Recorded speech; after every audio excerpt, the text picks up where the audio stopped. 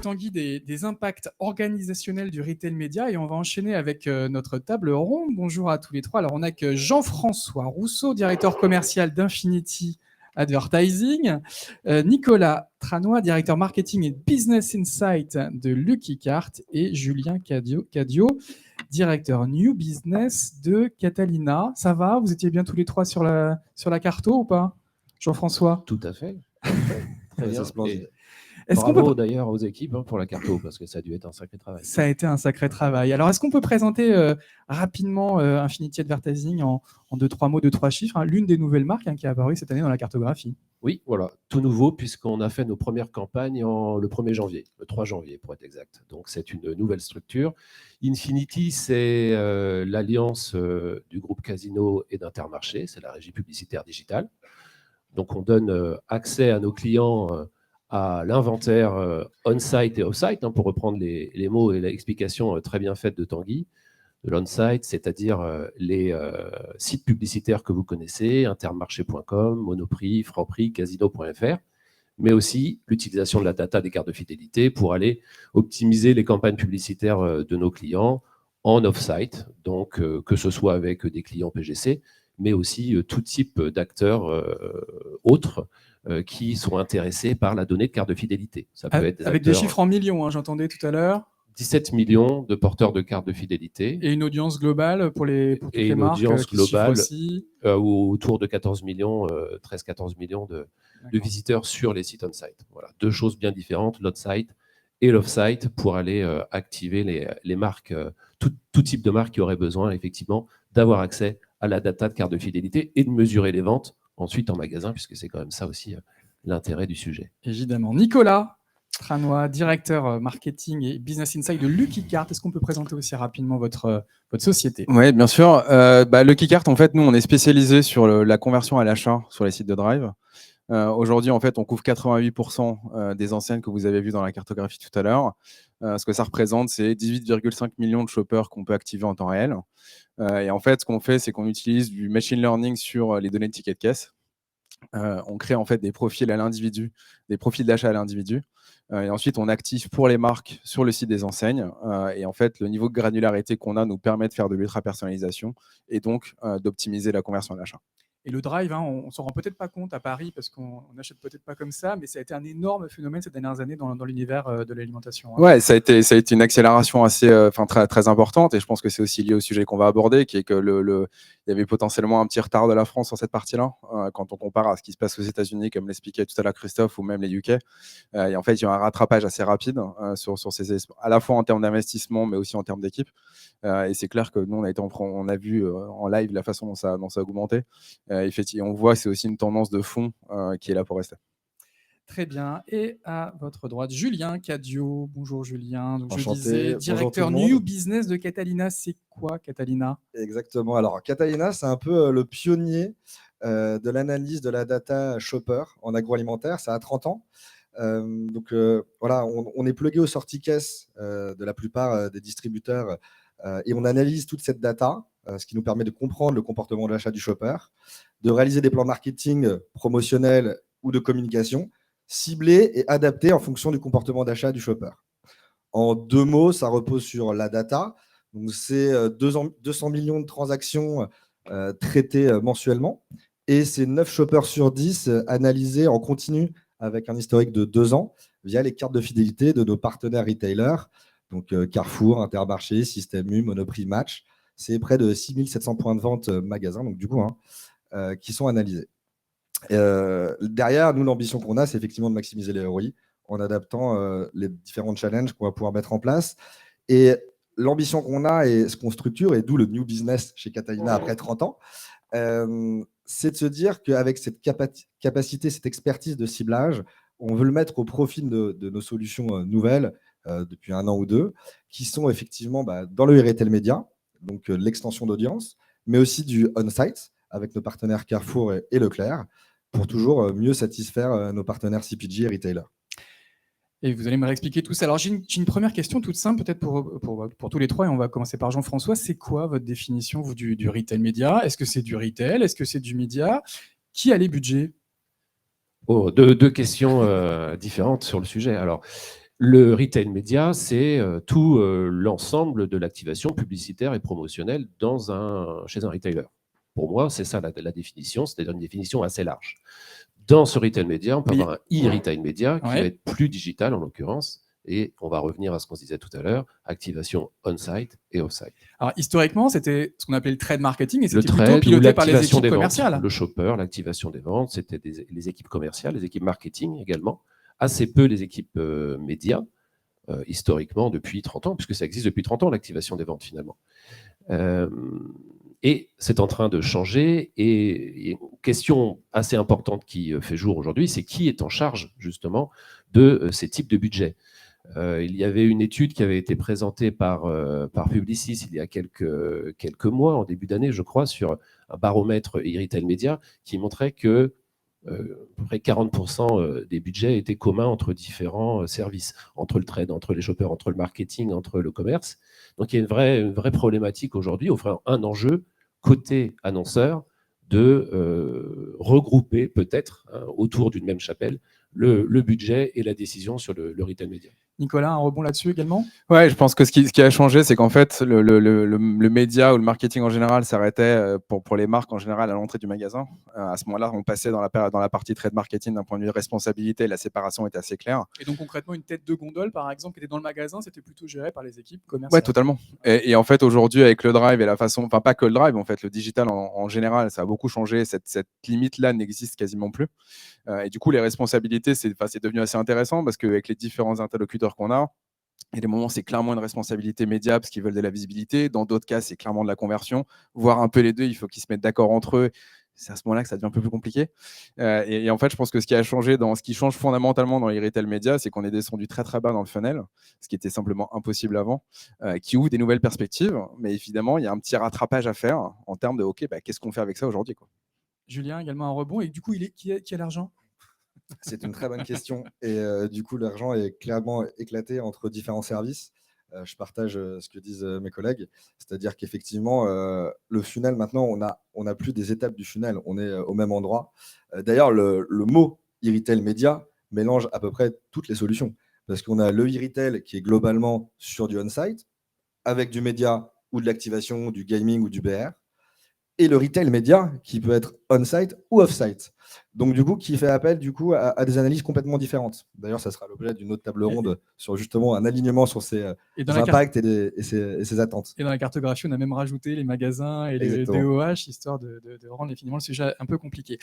Alors, du coup, qu'est-ce que vous anticipez dans les prochaines années? Est-ce qu'il faut anticiper une digitalisation du trade marketing ou à l'inverse, une ouverture des équipes médias aux problématiques commerciales traditionnelles? Comment vous verriez les choses, Jean-François, pour commencer? Pour l'instant, est-ce qu'il y a des annonceurs peut-être dans la salle on a vu le voilà. Autrement, peut-être que certaines des personnes, agences ou prestataires pourront partager notre constat, qui est que le mouvement il est double. D'un côté, on a des équipes plutôt câblées commerce, donc qui vont se rapprocher du sujet du retail média, et de l'autre également les équipes marketing qui vont aussi mettre leurs mains à la pâte. Et puis les agences par-dessus, quand même, aujourd'hui, qui ont de plus en plus le lead ou font office justement de contact clé sur la coordination du sujet. Mais tout ça, ça reste encore assez flou. Et pour revenir au baromètre qui avait été présenté il y a quelques mois par Publicis, on notait que 57% des annonceurs disaient prendre la décision de manière commune entre les différents services, entre le service trade, le service commercial, le service marketing. Ça veut dire quand même, et c'est en augmentation de 20 points entre 2020 et 2021, donc c'était heureux, mais ça veut dire quand même qu'il y en a quand même une entreprise sur deux où vous pouvez acheter quelque chose dans nos solutions, on-site ou off-site, sans forcément concerter les autres services, et ainsi peut-être, avec toutes les conséquences qu'on peut imaginer derrière, de cannibalisation entre différentes campagnes, etc. Donc, aujourd'hui, les mouvements sont doubles et on peut espérer, souhaiter la création plutôt d'une entité e-retail média ou retail média qui combinerait toutes les expertises. Voilà, ça serait un souhait, en tout cas. Nicolas, un souhait partagé aussi de votre Ouais, côté ? je pense que c'est tout à fait partagé, mais d'autant plus, je pense que encore une fois, ce qui a changé, c'est que le rapport au temps a aussi changé. C'est-à-dire que tout ce qui se passe dans les retail va beaucoup plus vite, permet des possibilités qui sont plus rapides, qui s'adaptent plus rapidement, qui va un peu à l'encontre justement de prise de décision collégiale ou d'éléments qui prennent du temps et qui payent, dans quelle proportion et ainsi de suite. Donc, il y a un certain nombre d'opportunités qui sont ratées, il y a un certain nombre d'inefficacités entre les différentes organisations, et nous, on le sent au quotidien. Il y a des moments dans lesquels on n'est pas raccord et du coup, on perd du temps, on rate une opportunité, et ainsi de suite. Donc, le fait qu'il y ait une entité dédiée à ça, je pense que ce serait à l'avantage de l'intégralité de l'écosystème. Et d'autant plus que, pour être très honnête, moi je bosse en marketing depuis un moment, c'est passionnant. On peut vraiment faire des trucs qui étaient impossibles avant. Et du coup, il y a une spécificité qui se crée sur ce domaine-là qui mériterait une organisation appropriée. Une organisation appropriée qui engloberait le trade marketing, la publicité digitale historique, ou qui se créerait à côté ? Non, je pense qu'en fait, il y a littéralement besoin de profils qui soient comme le retail média hybride. C'est-à-dire des profils qui comprennent à la fois l'aspect commercial, mais qui comprennent aussi l'aspect de marque. On voit en ce moment que ça revient, la notion de brand building, de retravailler la marque, c'est une notion qui était un peu oubliée, qui revient. Et donc, je pense qu'il y a vraiment ce côté, encore une fois, hybride du retail média, qui est à la fois du média, à la fois de la conversion, qui est quelque chose de rapide. Enfin, encore une fois, c'est très spécifique.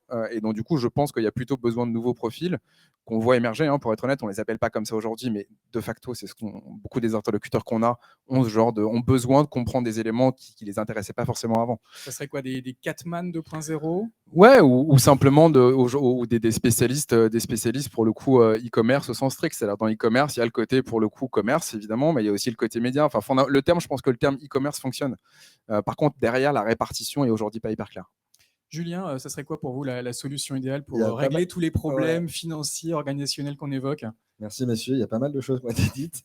Moi, ce que je pourrais rajouter, c'est que le PDG industriel d'il y a 20 ans qui rêvait d'avoir des passerelles e-commerce, commerce et marketing, en fait, grâce à cette solution et grâce à tout ce qui émerge, on en est capable. Donc, effectivement, hybride sur la capacité d'analyser du média comme du business en termes d'incrémental, ça, c'est certain.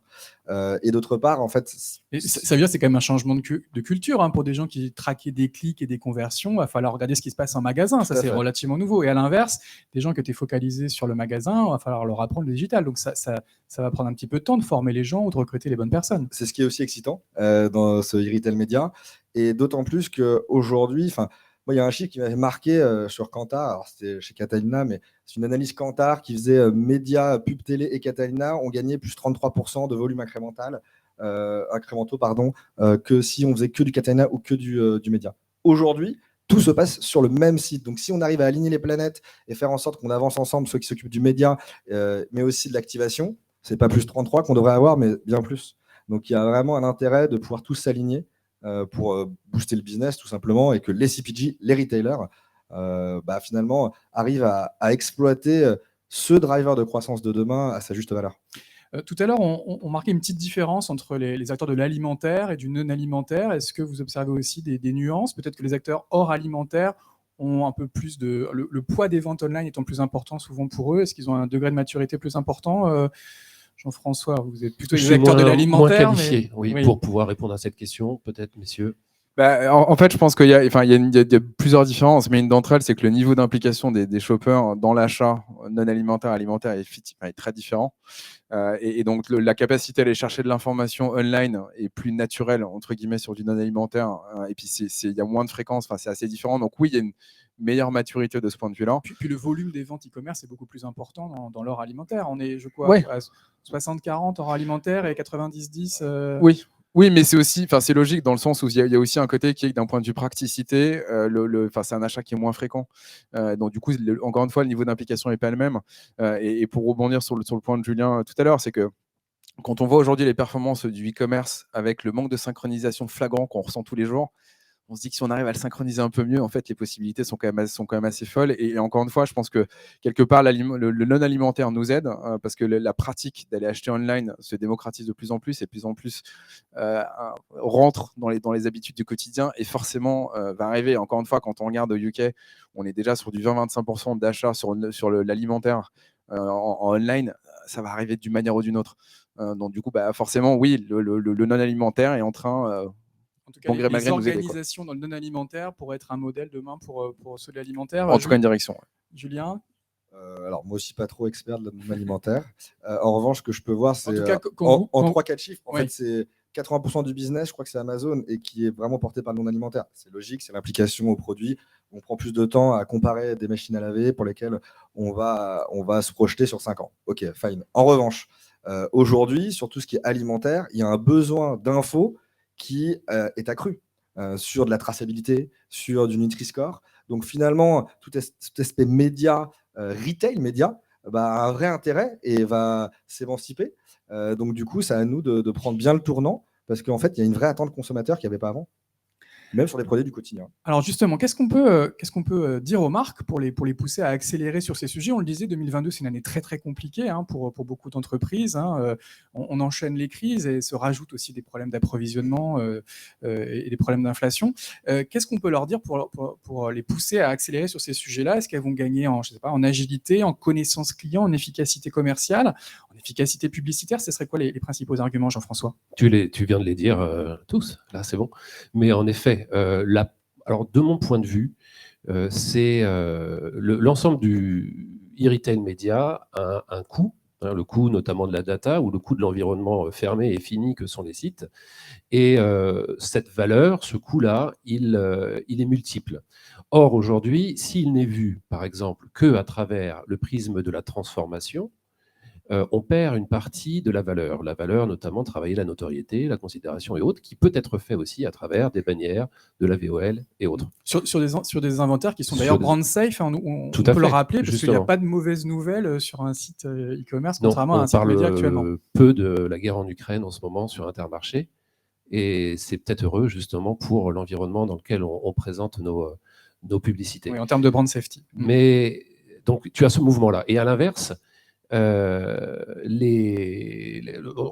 extension d'audience, donc en off-site, quand on travaille notamment avec des clients pour le coup non alimentaires, de l'hôtellerie, de l'automobile, des acteurs publics et autres et qui utilisent de la donnée, ces gens-là ne vont pas chercher la transformation ou la performance, mais vont chercher la notoriété.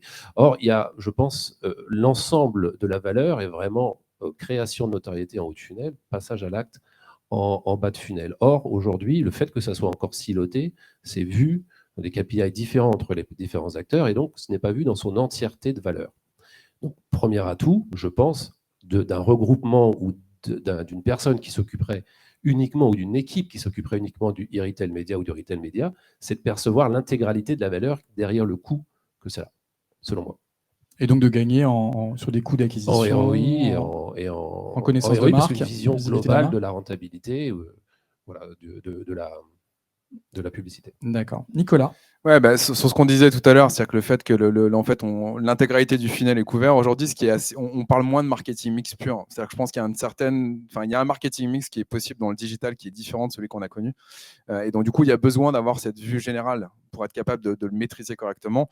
Et puis, l'autre aspect qui, moi, je trouve assez fascinant, c'est que d'un point de vue mesure ou d'un point de vue rapidité, encore une fois, il y a la possibilité de mesurer précisément si ça fonctionne, si ça ne fonctionne pas, de le savoir rapidement, d'ajuster rapidement. Et non, dans une période de crise dans laquelle, justement, on ne veut pas se planter, que la pression est différente sur l'utilisation du budget, on a un outil qui est particulièrement malléable, particulièrement transparent et qui est rassurant de ce point de vue-là. Je prenais l'exemple de la chaîne d'approvisionnement, des problèmes de rupture de certains produits en magasin. On pouvait difficilement gérer ça. C'est vrai, mais quelques années. si on se projette, c'est d'une part, mais d'autre part, il y a aussi un autre aspect qui est qu'à partir du moment où on va mieux comprendre le consommateur, on peut aussi, il va avoir des impacts sur les assortiments, que quand on voit la quantité de produits promo, de haine promo dédiés, ce que ça implique en logistique, ce que ça implique en papier, et ainsi de suite, ces éléments-là, avec un peu de jus de cerveau et un peu de coordination, c'est quelque chose qu'on peut faire baisser. Techniquement, on sait le faire. Mais c'est vrai que c'est plutôt un problème de coordination plutôt qu'un problème de capacité. D'accord. Et d'efficacité aussi, in fine, pour la marque qui va avoir des données qu'elle va pouvoir exploiter, Ouais. même au-delà de la publicité, c'est une meilleure connaissance de ses clients. Et encore une fois, arrive à un niveau de détail qui est assez bluffant. Julien, également, un mot là-dessus pour convaincre une marque d'accélérer sur le tête retail parce qu'ils ont dit média. pas mal de trucs. Non, mais on peut réinsister sur l'aspect Alors ROI. moi, ce que je ressens, c'est que le retail média, en fait, on peut le transformer en e-retail mix, parce qu'aujourd'hui, il y a un vrai mix. Donc, c'est la raison pour laquelle je prône clairement aussi une équipe dédiée, mais à l'intérieur duquel il y a des experts médias et digitaux, mais aussi business. mais qu'ils avancent ensemble. Ça, c'est un point important. Je rebondis, il y a un côté générationnel aussi, parce que le trade marketing, c'est peut-être des personnes un peu plus âgées, le digital, c'est souvent des jeunes. Il faut aussi apprendre à faire travailler des gens qui travaillaient peut-être pas suffisamment assez dans le passé. Ça pourrait être ça, mais vous savez, ceux qui ont le plus de temps de préparer leurs courses sont plutôt les retraités. Parce qu'ils ont chez les consommateurs. Oui, c'est vrai. Non, je parlais dans les équipes. Peut-être. Mais ce que je veux dire par là, c'est qu'en faisant une cellule vraiment dédiée, on gagne en réactivité, en agilité et surtout en anticipation, qui est un peu le nerf de la guerre côté industriel, toujours anticiper des plans à 3, 4, 5 ans. Et du coup, en s'alignant, on aura quand même une vision bien plus claire, bien plus efficiente en fait. Donc pour la marque, c'est une évidence, il faut y aller. À mon sens. Juste sur l'aspect générationnel, je pense que le point que tu soulèves est intéressant parce qu'effectivement, il y a les différentes générations, mais en même temps, ce que je trouve de la même manière assez intéressant, c'est que il y a une vraie complémentarité. C'est-à-dire qu'il y a ce côté, effectivement, moi, ma génération, on avait accès à clairement moins de data, mais du coup, on essayait d'en tirer un maximum pour essayer de comprendre ce que ça voulait dire d'un point de vue business. De l'autre côté, la génération les plus jeunes, ils ont accès à ça. Enfin, ça leur paraît totalement normal d'avoir accès à tout ça. Et il y a des moments dans lesquels, en fait, ils confondent la mesure avec le business. Oui, tu regardes une mesure, mais qu'est-ce que ça veut dire d'un point de vue business ? Et du coup, il y a cette complémentarité et des discussions hyper intéressantes quand d'un côté, la génération plus vieille, où moi je considère que je fais partie de cette génération-là, on se rend compte qu'on peut voir des choses qui n'étaient pas disponibles avant, mais par contre, comment est-ce qu'on le met en musique et comment est-ce qu'on s'en sert ? C'est dans l'échange que ça vient. Donc oui, c'est un truc générationnel, mais raison de plus pour avoir les équipes dédiées, quoi. Je vais vous demander à tous les trois peut-être un mot de conclusion. Jean-François Rousseau, donc, directeur commercial d'Infinity Advertising. Ça serait quoi les 2-3 points à retenir de notre échange ? Je pense que le message a été assez clair de nos souhaits, et je pense que c'est des souhaits aussi qui seraient partagés par une partie de l'assistance aujourd'hui, c'est-à-dire la volonté d'avoir des équipes chez nos clients annonceurs et industriels qui regroupent l'ensemble des expertises e-retail média. Et je vais rajouter aussi dans ces expertises peut-être les data analystes. Les data analystes ou les data engineers, c'est quelque chose qui nous est fondamental dans notre métier. Je pense que c'est les équipes les plus importantes et clés dans nos sociétés, que j'ai la chance de connaître, et je sais que c'est le cas chez vous comme chez nous. C'est bien aussi quand elles viennent, quand il y a du pendant, un répondant, un re-challenge, même du côté des annonceurs. Donc le souhait que cela soit commun et que les budgets, à terme, soient même des budgets dédiés. Alors là, on vous réinvitera pour en parler avec plaisir. En tout cas, merci Jean-François Rousseau, on le rappelle, directeur commercial d'Infinity Advertising. Nicolas, le mot de la fin, ce serait quoi ? Je pense que le mot de la fin, c'est de dire effectivement, le message qu'on passe, c'est de dire qu'une meilleure synchronisation est importante, mais je pense aussi que dans le souhait qu'on est en train d'émettre, il y a le fait que l'écosystème e-retail média, un écosystème qui bouge rapidement, qu'on essaie tous de s'adapter d'une manière ou d'une autre et qu'on trouvera la solution ensemble. Donc c'est non seulement une discussion d'organisation chez les distributeurs ou les marques, mais aussi avec les partenaires que vous avez autour, les agences, nous, un peu tout le monde. Parce qu'encore une fois, comme c'est quelque chose qui bouge rapidement, à la fois techniquement et en termes de business, c'est quelque chose qu'il faut qu'on arrive à en discuter de manière un peu transparente. Donc c'est pas simplement l'organisation chez les marques, mais c'est dans l'ensemble et qu'on puisse en parler. Et d'ailleurs, il ne faut pas hésiter à rejoindre la Mobile Marketing Association France et l'IAB qui organise ces discussions régulièrement dans les différents groupes de travail.